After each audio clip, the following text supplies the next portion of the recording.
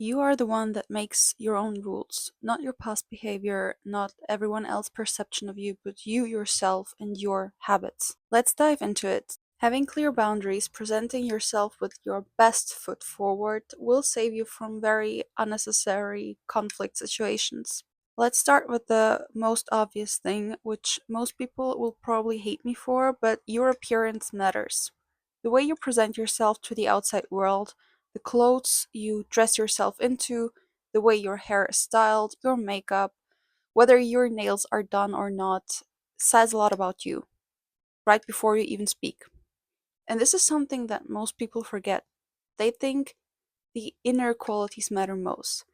Because, to be honest, throughout our whole life, people tell us your inner quality matters, personality matters the most. This is the most important trait you have, but that's not quite true. Humans are very visible or visionary creatures.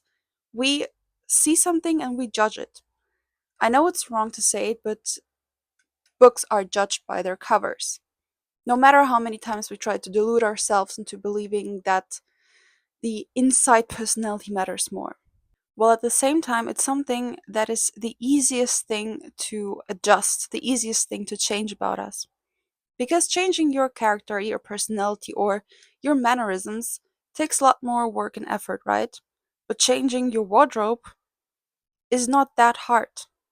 To give you an example, if you go into a job interview and the person you're interviewing is wearing baggy jeans or maybe even joggers and a sweatshirt, the hair is unkept, the makeup is not done, they're wearing sneakers, and you're working in a bank, right?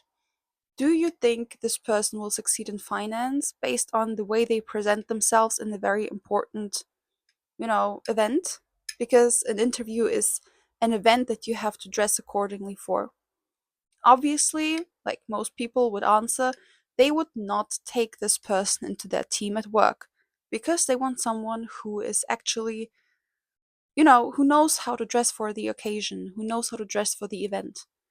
It's like a mannerism, a polite mannerism. It's behavior that you have to adjust if you want to get into places where a normal person that doesn't know how to dress will not get into.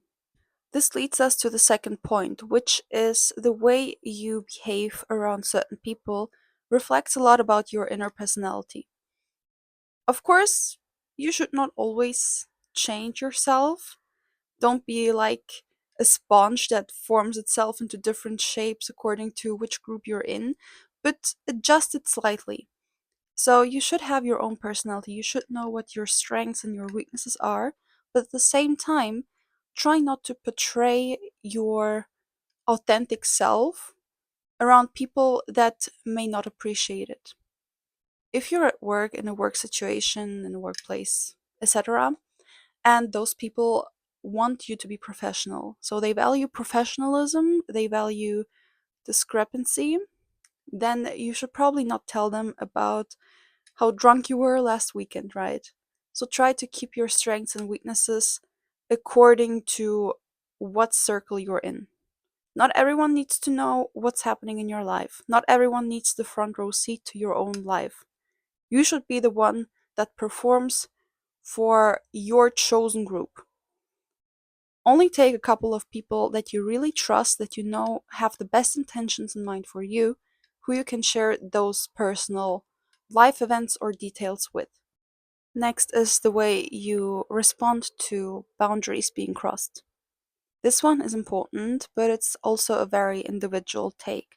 So it's not a one shoe fits all approach, but it's something that I recommend people to do that way so that they avoid conflict situations. There are people that react to certain situations where they are being disrespected with more disrespect. They react in anger, frustration, sadness, crying out, voicing their opinion, voicing their discomfort. And while that is clear communication and might seem right to you, might seem to be the right approach for you, I do not suggest doing that. Because that way you do not avoid conflict, you create the conflict, you create the tension in that certain disrespectful situation. What would be the right approach, or the approach to minimize the negative effect would be to detach from the situation, from the outcome, from the person, and the things that were being said in that situation. So instead of confronting that person and saying, "You hurt me. Why did you do that? Like, why are you such a mean person? Why are you such an idiot?" Instead of doing that, try to step back and realize that every rage, every emotional outburst from another person, from an external person that is not yourself, is just the mirroring of their own internal conflict. So they might not even be angry at you. They might not have harmful intentions with the things that they said, but the way they perceive everything might just be more extreme. And therefore, they give out extreme responses and answers. So it doesn't always have to do something with you. Don't try to attach their reactions and their emotions to you. It's not that deep, it's not that personal. That's something that I had to learn in my many years of living here, that people react the way they react because they are them, not because the way you are. Especially if you didn't, you know,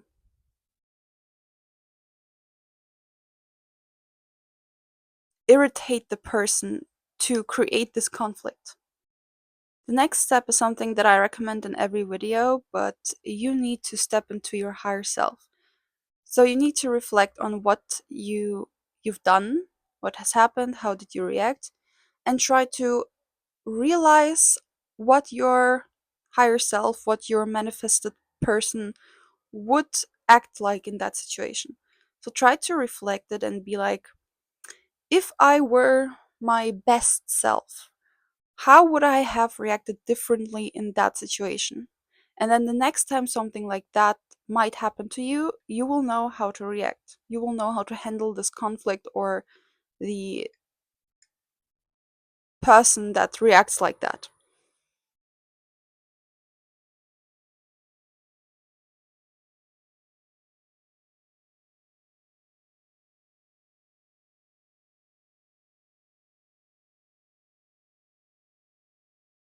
And by reflecting and trying to adjust the way you react to situations, you even show people that you value your own peace and that you value your own boundaries so that they might not cross them or overstep them, because they know they will not get a reaction out of you from that. That's why I said in the third point that you should not react to everything. You should not try to overreact, over communicate to people why they hurt you, because most of the time they are fully aware of this themselves. They know that they are being hurtful in that situation. If they do not realize this, then why should you bother explaining it to them if they do not want to realize that? So, therefore, by not reacting emotionally or with an outburst, people see that they do not get any reaction from you, and they lose the motivation. They lose this instinct of, I want to scratch an answer out of them. I want to get something out of them. If you do not give them any energy, any answer, any emotion, then they will realize that arguing with you is worthless. Arguing with you will not get them anything, and it will just be a waste of energy for the person that wants to argue with you. So it's a win-win situation in the end. I hope that video could be somewhat of a guidance to you in how to react to certain disrespectful situations or uncomfortable situations. And let me know in the comments what you think of my take on this, and whether you have had any of those conflict situations where you realized that you were reacting badly or giving emotional outbursts to that person. I hope to see you in the next one.